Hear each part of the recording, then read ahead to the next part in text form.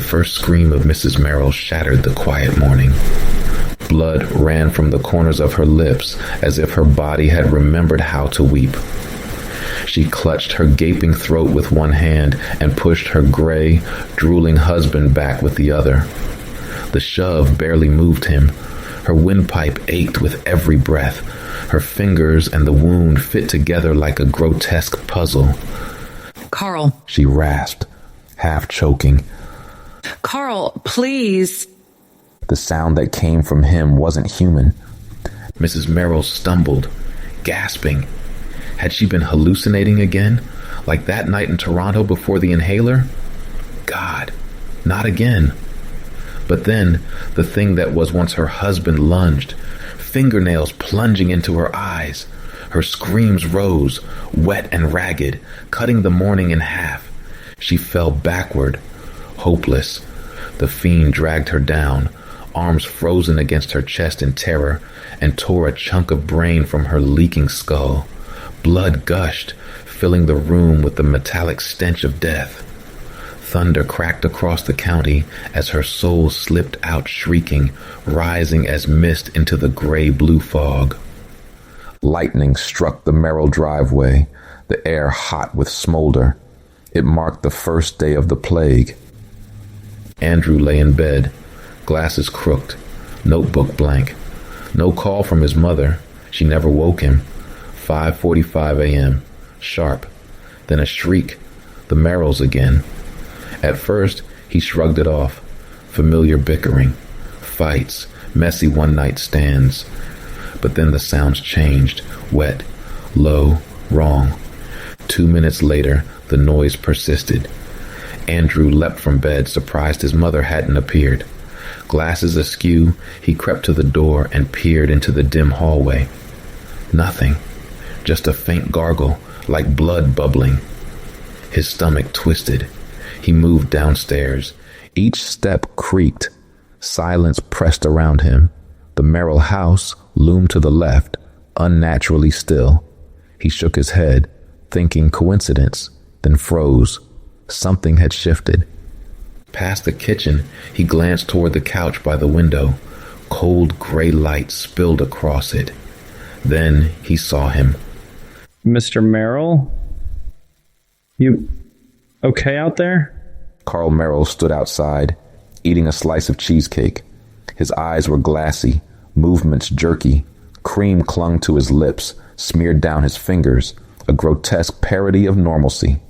Andrew blinked. In the next heartbeat, Carl was gone. The metallic tang of blood mingled with the sickly sweet smell of dessert. Andrew checked his watch, 5:50. He grabbed his notebook and headed to the pantry. Cheerios littered the floor. Maple syrup pooled across the tiles. Great. Perfect morning, he muttered, cleaning with trembling hands.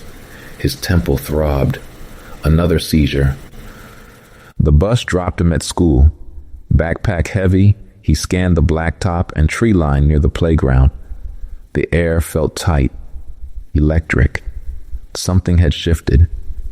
In the hallways, whispers drifted from classrooms. Did your mom call you back? She keeps saying it. Something about the end. I swear, the squirrels are acting off. Cheesecake? Still here. Why? Andrew hunched his shoulders, head down. Pale, tense students traded glances. A faint metallic sweetness hung in the air. Wrong, he muttered. Everyone's losing it. Shadows beyond the doors seemed alive. He rounded the corner and reached the lab. Fluorescent lights buzzed overhead. He pushed the door open. Figures moved in the tree line, fast, wrong, empty-eyed. The teacher's whistle pierced the air. Screams erupted. Andrew froze, gripping his backpack strap. The playground wasn't a playground anymore. It was a lure. Limbs jerked like puppets remembering old habits. Blood ran from torn mouths. One kid whispered, trembling, "They don't even look human." A horse stumbled from the trees, twitching violently, foam dripping from its mouth. Birds erupted, then fell stiff. Everything was wrong. Teachers shouted. Chairs toppled. They're coming in! Someone cried. Andrew ducked under the lab sink, clutching a pencil like a weapon. Rot crept under the door, metallic tang mixing with the thick, sour air. His heart hammered. Only 2 classes reached the final double doors. ID scanners clicked green, barely in time. The horde surged, glass shattered. The school was no longer a refuge. It was a trap. Pressed into darkness, Andrew realized the parasite had touched everything. Human, animal, even the air. Breathing could betray him. His chest tightened. Step, breath, rot, panic. Couldn't move, couldn't breathe. Then, silence. He forced himself to breathe quietly. Footsteps followed. Bare, slow, wet. They glided across the floor like something from the swamp. A pause. Directly beside him. A scream. The cabinet burst open. 2 more screams. His classmates. Then the sounds of tearing flesh. This is not a safe place anymore, he whispered to himself, almost instinctive. He ran, out from under the sink, past the carnage. The air reeked of iron and decay. He didn't dare look back. He closed the lab door and stepped over heaps of shattered glass. The hallway burned with the smell of rot. He ran deeper into the building, searching for the rooftop stairway. Locked. No creatures in sight, yet. Think, Andrew. Think. He turned back toward the shattered double doors.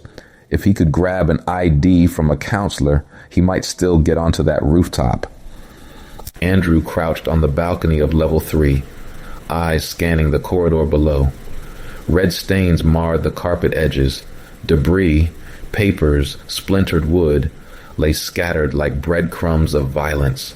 Across the hall, a figure flickered at the edge of his vision. Too far, too still. Human? Or something else? Its gaze, if it even had one, seemed to pierce him. By the time he focused, it was gone. Think. Watch. Don't make noise. Every muscle taut. No sudden movements. Every second counted. He edged toward the stairwell. Level 2. Tiles near the railing would squeak. Step lightly. Stay low. Descending carefully, he counted tiles in his head, moving like a shadow. Behind him, a scrape, wet, deliberate, reminded him he wasn't alone. Not alone, not ever. Eyes open, move slow. Level 2 spread out ahead, the main hall stretching toward the kitchen and double doors. Chaos wasn't visible, but traces lingered. Blood, splintered furniture, small pools of gore. The path isn't clear. Watch for traps. Movement caught his eye. A horse stumbled through the double doors, hooves slick on broken glass. Andrew froze. Its flanks were torn, bite marks deep and raw. Patches of fur and flesh had been eaten. They feed on anything. Don't get close. Its wide, terrified eyes met his for a heartbeat. Then it bolted. Hooves skidded, leaving streaks of blood and echoes that seemed to linger. The presence behind him reacted instantly. Andrew's pulse spiked, but he didn't run.